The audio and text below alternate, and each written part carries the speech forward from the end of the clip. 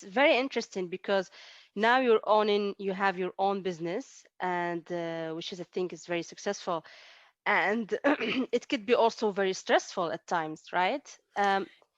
How do you manage it financially? What's your relationship like with money? Because it's very, because everyone talks about successful business and how it works, but it's very, very important people to know that there are stressful times to Oh, own a yeah. business I financially. mean, yeah, absolutely. And I will say, like, this year is the first year that my business has actually been at a place where I can take a paycheck and pay the people that I pay and pay myself. Like, I mean, and like not have a second job is what I mean.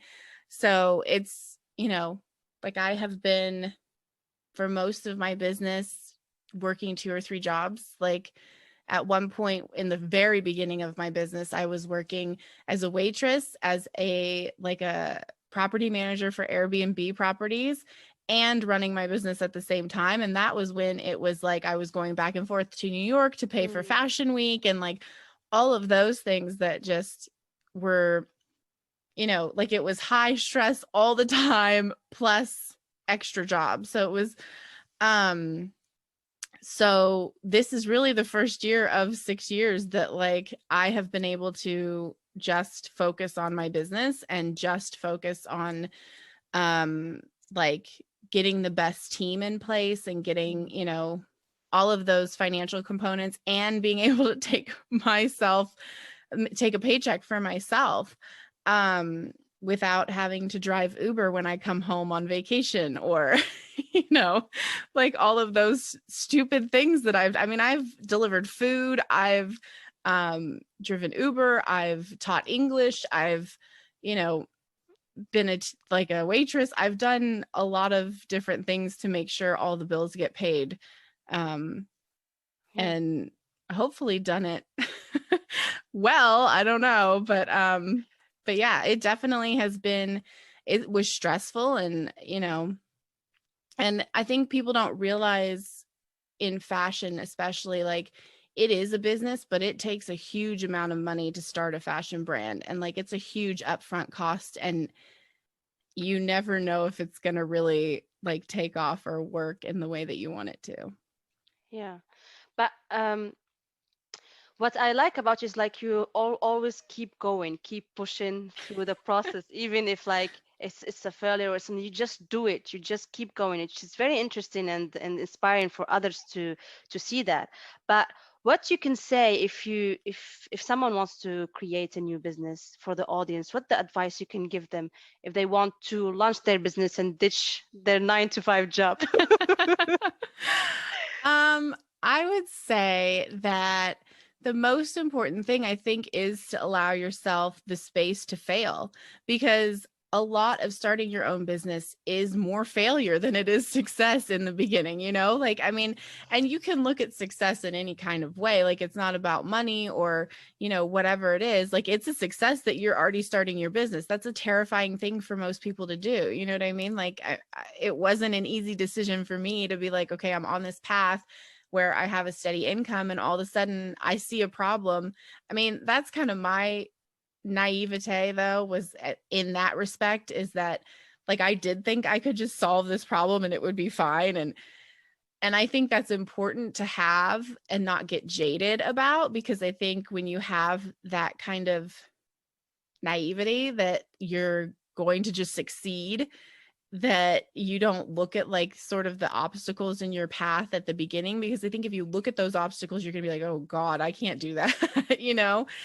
um so I think that, and then yeah, just allowing yourself the space to fail, because like I said, there's been more failures in the beginning of my business than there have been, I mean, in the entire time of my business, than there have been successes.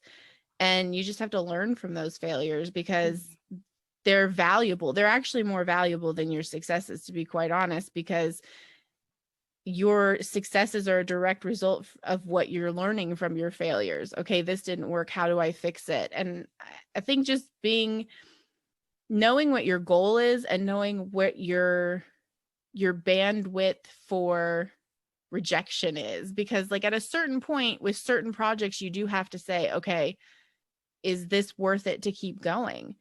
Because sometimes it's not. Sometimes, you know, financially you're drained, emotionally you're drained, mentally you're drained, and you have to just know in your heart, is this really going to work, or do I need to pivot in some way? Like, how can I take this, what I'm doing now, and pivot into like something that's similar but will work more towards, you know, Yeah. like making me financially and mentally and emotionally, you know, free and stable and sane.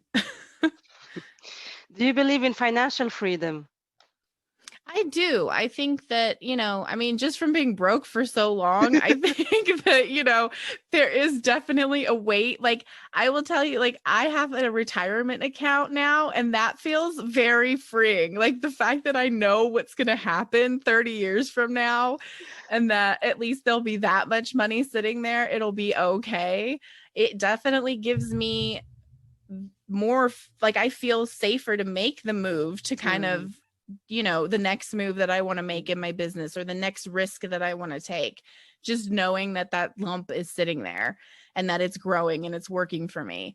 So yeah, I do believe in financial freedom. I don't think it buys happiness by any stretch of the imagination, but I definitely think it buys like just knowing that you have something to fall back on. Definitely, I don't know if I'm weird, but it definitely makes me feel better about taking risks yeah. at But this point. how do you evaluate your own success? When do you say like I was successful at this point? Um, you know what's funny is I still don't think I'm like successful. So I think that's the hard thing is like I think I have this level of like in my mind there's like a certain point or a certain place that I'll be that I'll know that like I'm successful, and then I kind of hit it, and then it, you know, then the target moves again. Mm, So like the first time I thought, oh, I'll be successful when I do fashion week in, you know, New York or Paris. And so I did that, and then I was like, but okay, now I know I'll be successful when I have sales. And then I, you know, had some, and I was like, but I'm still don't feel like I'm, you know, so I think the target keeps moving, and that's for me at least. I think it's hard for me to mm, define, and it's hard for me to like look back and see where I started versus where I am now. And unless I like, I think that's what's cool about the podcast so far is that like it's been like therapy, you know, like I'm like, oh gosh, I started at 22, like this stupid kid in Barcelona who was just getting drunk. And then now I have my own business and it's actually making money. And it's like, you know, so anyway, so I think the target keeps moving, and it's hard for me to define what exactly mm. success would be. But it's a quite interesting journey when I see you where you have been and how you have gone through all these ups and downs and the experience that you have. Um, I want to talk more about your personal life. I know that you had abusive relationship, and sometimes it was a little bit extreme. So, how did you dealt with that, and what did you learn from that experience?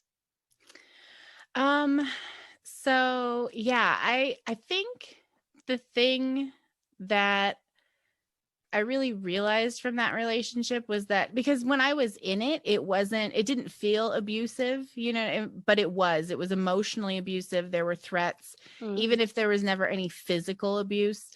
And then there was this stupid thing about an electricity bill that was unpaid. And it was actually him who didn't pay it, but he like decided to threaten my life and beat me up about it. And I think my first instinct actually was that like when it all happened, I just fled. I left Paris. I had already been thinking about moving to Morocco. Um, so I literally just packed all my stuff from my apartment, put it in storage within 24 hours, and then just like left. So my first instinct was like flee, get out, get safe. So I went to a friend's house in Paris and then came home for a little bit, got readjusted